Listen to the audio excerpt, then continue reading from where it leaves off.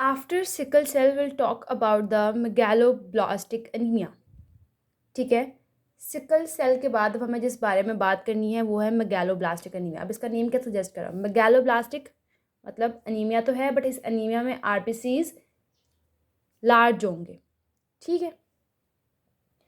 अब megaloblastic anaemia में जैसे कि सिकल सेल में भी कि डीएनए सिंथेसिस में प्रॉब्लम थी, यहाँ पे भी डीएनए सिंथेसिस ही इम्पेयर्ड है। जब डीएनए सिंथेसिस सही से नहीं होगी, आरबीसीज बन रही हैं बट उनकी डीएनए सिंथेसिस नहीं सही से, वहाँ पे हीमोग्लोबिन का मसला था सिकल सेल में, यहाँ पे हीमोग्लोबिन का मसला नहीं है। यहाँ होता क्या है, डीएनए सिंथेसिस इम्पेयर हो रही है। जब डीएनए सिंथेसिस इम्पेयर है तो आरबीसीज की हिमैटोपोइसिस तो इनफेक्टिव होगी। जब हिमैटोपोइसिस ही सही तरीके से नहीं हो रही हैं तो आरबीसीज जो बनते हैं उन्हीं में मॉर्फोलॉजिकल चेंजेस होती हैं। ठीक है। वो किस टाइप की मॉर्फोलॉजिकल चेंजेस हैं, उसके बाद क्या होता है कि जब मॉर्फोलॉजिकल चेंजेस क्या हैं कि उनके जो एरेथ्रोइड प्रिकर्सर्स हैं plus RBCs itself they are larger than normal. ठीक है। So it is about megaloblastic anaemia. DNA synthesis impaired होगी, हिमैटोपोइसिस इनफेक्टिव होगी, मॉर्फोलॉजिकल चेंजेस होंगी, अब नॉर्मली लार्ज एरिथ्रोइड प्रिकर्सर्स और आरबीसीज। मॉर्फोलॉजी से पहले अगर हम इसकी कॉजेज देख लें कि ऐसा क्या मसला है जिसकी वजह से ऐसा होता है। ठीक है। तो क्या रीज़न है, पहली 1 2 3 मेगैलोब्लास्टिक एनीमिया के दो ही कॉजेज हैं बेसिकली जो हैं। पहली विटामिन B12 की डेफिशिएंसी, सेकेंडली फॉलिक एसिड की डेफिशिएंसी। विटामिन B12 की बहुत सी रीजन है कि विटामिन B12 हमारी बॉडी में कम हो जाए, और फॉलिक एसिड की बहुत सी रीजन है कि वो हमारी बॉडी में कम होते हैं। देन आपके पास मिक्स है कि विटामिन B12 और फॉलिक एसिड है बट हमारी बॉडी रिस्पॉन्ड नहीं कर रही है। ठीक है। तो अब हम बात कर रहे हैं अबाउट विटामिन B12 की डेफिशिएंसी तो हुई है।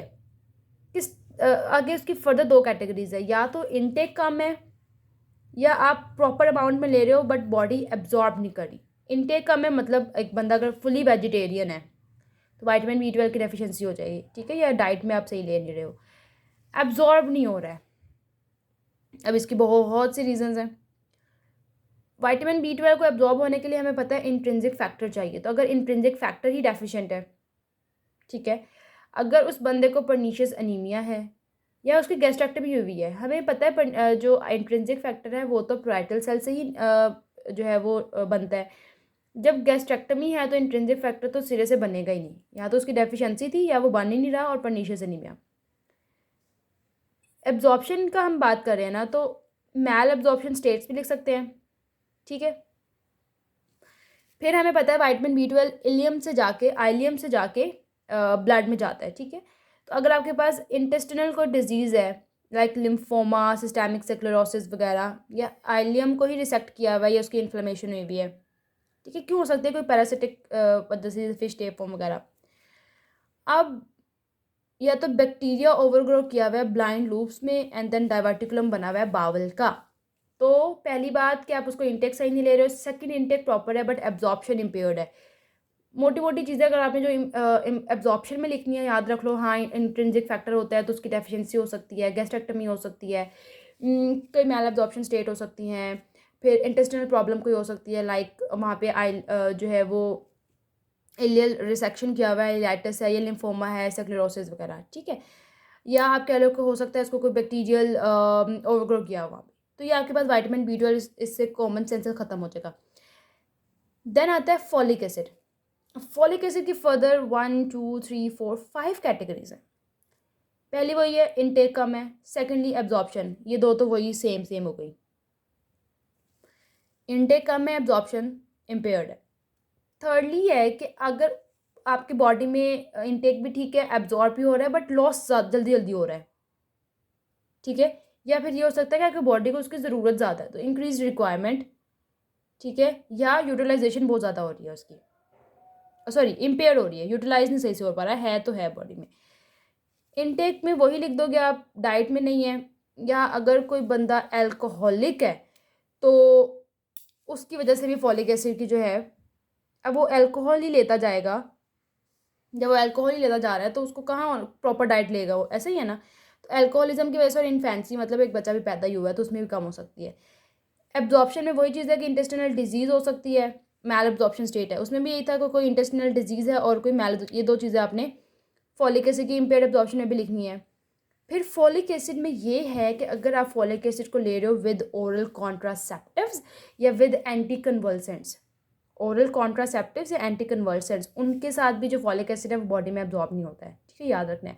लॉस कैसे ज़्यादा है कि हीमोडायलिसिस, ठीक है, एक पेशेंट है वो डायलिसिस पे है तो फॉलिक एसिड तो बहुत जल्दी निकल रहा है। रिक्वायरमेंट कब ज़्यादा हो सकती है, अगर प्रेग्नेंट वुमेन हो, अगर उसको किसी को कैंसर हो, ठीक है, और फिर जिसमें हेमाटोपोइसिस ज़्यादा हो रही है, अगर एक बच्चा है उसमें, और यूटिलाइजेशन इसलिए नहीं हो रही कि फॉलिक एसिड के एंटागनिस्ट ले रहे हो। तो इनटेक में अगर कम है तो डेट मीन्स को अल्कोहलिक है या वो अभी बच्चा है, इन्फेंट है, तो उसकी इतनी रिक्वायरमेंट जो है वो ले नहीं रहा है, देन डाइट में नहीं प्रॉपर ले रहे। एब्जॉर्प्शन में वही mal absorption state, mal state and other intestinal disease. And thirdly कि अगर वो एब्जॉर्ब नहीं हो रहा है, इसका मतलब आप उसको या तो ओरल कॉन्ट्रासेप्टिव्स के साथ ले रहे हो या एंटी कन्वल्सेंट्स के साथ ले रहे हो, ठीक है। इंक्रीज लॉस हो सकता है हीमोडायलिसिस में, रिक्वायरमेंट आपको पता है प्रेगनेंसी में, इन्फेंसी में, देन आपके पास किसको कैंसर है अगर, या हेमाटोपोइसिस ज़्यादा हो रही है उसमें, अगर यूटिलाइजेशन नहीं हो रही है डेट मीन्स कि आप फॉलिक एसिड के एंटागोनिस्ट ले रहे हो। अब vitamin B12 folic acid therapy पे अनरिस्पॉन्सिव हैं, मतलब ये है कि आप मेटाबॉलिक इनहिबिटर्स ले रहे हो डीएनए सिंथेसिस से, मेथोट्रेक्सेट, ठीक है। तो पहले विटामिन B12 इसमें इंटेक कम है, absorption, folic acid intake absorption low ज़्यादा हो रहा है, रिक्वायरमेंट ज़्यादा है और यूटिलाइज नहीं हो रहा है। अनरिस्पॉन्सिव में आप डीएनए सिंथेसिस के इनहिबिटर्स ले रहे हो, वो भी मेटाबॉलिक इनहिबिटर्स ले रहे हो लाइक मेथोट्रेक्सेट, तो फिर आपके पास से फॉलिक एसिड बनता ही नहीं है। So these are the basic causes of the megaloblastic anaemia, ठीक है। अब मेगालोब्लास्टिक एनीमिया हो गया, अब इसकी मॉर्फोलॉजी में आपको क्या नज़र आ रहा है उस बंदे में, ये इंटरेस्टिंग है, क्या क्या चीज़ें नज़र आती हैं, सीक्वेंस में चलाते हैं। आरबीसीज कैसे हैं, मैक्रोसिटिक और ओवल शेप, तो मैक्रोवेलोसाइट्स। हीमोग्लोबिन ज़्यादा है, हाइपरक्रोमिया, वही हीमोग्लोबिन के लेवल ज़्यादा तो हाइपरक्रोमिक होंगे। सेंट्रल पैलर नहीं है। साइज और शेप में मसला है, एनाइसोसाइटोसिस, पोइकिलोसाइटोसिस। रेटिकुलोसाइट, ये देखो वही चीज़ है जिसमें रेटिकुलोसाइट काउंट, देखो हमने जो पीछे सिकल सेल पहले अगर उससे रिलेट करोगे तो उसमें रेटिकुलोसाइट्स ज़्यादा थे, गैलोब्लास्टिक में रेटिकुलोसाइट्स कम है। वही न्यूक्लियोटिड रेड सेल प्रोजेनिटर्स को वही कहते हैं ना, होवल जोली बॉडीज़।